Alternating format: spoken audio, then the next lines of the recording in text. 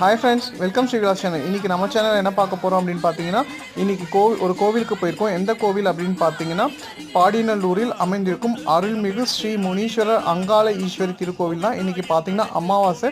இந்த கோவிலில் பார்த்தீங்கன்னா மாதம் பார்த்தீங்கன்னா அமாவாசை பூஜை, விசேஷமான பூஜை நடக்கும். அதே மாதிரி பார்த்தீங்கன்னா இங்கே வந்து பார்த்தீங்கன்னா இரவு தங்குதல் ரொம்ப விசேஷம். அதாவது நிறைய பேர் வந்து இந்த கோவிலில் வேண்டிட்டு இரவு தங்கிட்டு போனாங்கன்னா அவங்களுக்கு நிறைய விஷயங்கள் வந்து நினச்சது நடந்திருக்குன்னு சொல்லியிருக்காங்க. ஸோ ரொம்ப சக்தி வாய்ந்த கோவில்.